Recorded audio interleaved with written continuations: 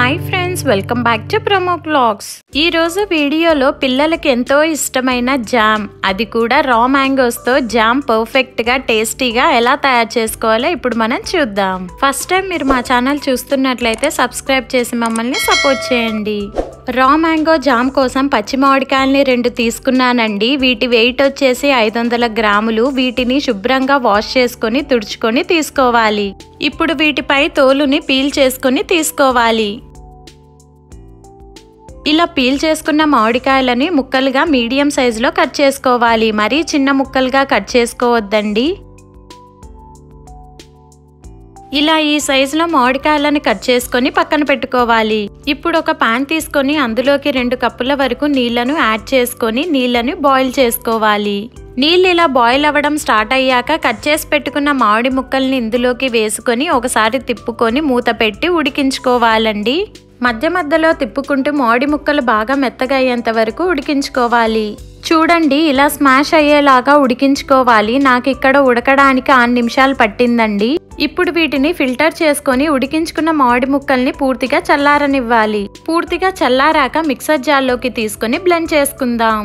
ఇలా smooth puree వచ్చేలాగా blend చేసుకోవాలి. ఇప్పుడు దీన్ని పక్కన పెట్టుకొని మామిడి ముక్కలు ఉడికించుకున్న పాన్ లోనే 300 గ్రాముల పంచదారని వేసుకోవాలి. అదే కప్ మెజర్మెంట్ అయితే 1.5 కప్పు పంచదారని వేసుకుంటే సరిపోతుంది. అలాగే వడకట్టుకున్న మామిడి ముక్కల నీళ్లను కూడా ఇందులోకి యాడ్ చేసుకోవాలి. ఇక్కడ మనకి వడకట్టుకున్న నీళ్లు 1/2 కప్పు వచ్చాయండి. అలాగే 1/2 కప్పు నీళ్లను కూడా యాడ్ చేసుకోవాలి. ఇక్కడ మొత్తం మనం 3/4 కప్పు నీళ్లను యాడ్ చేసుకుంటున్నామండి. తిప్పుకుంటూ పంచదారని పూర్తిగా కరిగించుకోవాలి. పంచదార కరిగి ఇలా రోల్ అవుతుండగా ఇప్పుడు ఫ్లేమ్ ని లోలో పెట్టుకొని ఇందులోకి గ్రైండ్ చేసి పెట్టుకున్న మ్యాంగో ప్యూరీని వేసుకోవాలి. షుగర్ సిరప్ లో మ్యాంగో ప్యూరీ మిక్స్ అయ్యేలాగా బాగా కలుపుకోవాలి. మీరు గరిటెతో అయినా తిప్పుకోవచ్చండి, లేదా విస్కర్ తో అయినా తిప్పుకోవచ్చు. నేను ఇక్కడ విస్కర్ ని యూజ్ చేస్తున్నానండి.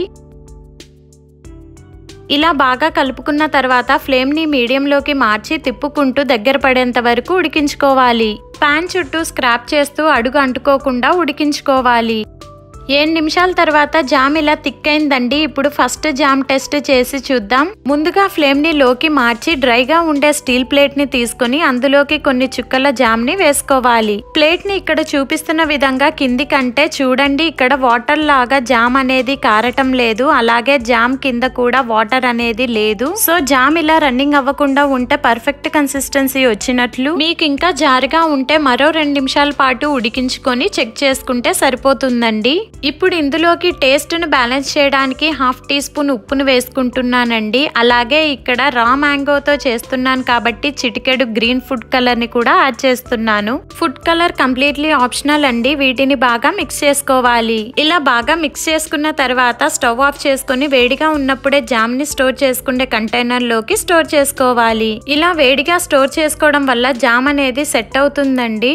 ఇలా కంటైనర్ లోకి ఫిల్ చేసుకున్న తర్వాత మూత పెట్టుకోకుండా రూమ్ టెంపరేచర్ వచ్చేంత వరకు పక్కన పెట్టుకోవాలి. రూమ్ టెంపరేచర్ వచ్చిన తర్వాత బ్రెడ్, చపాతీ, పూరి ఎందులోకైనా తినేయొచ్చు.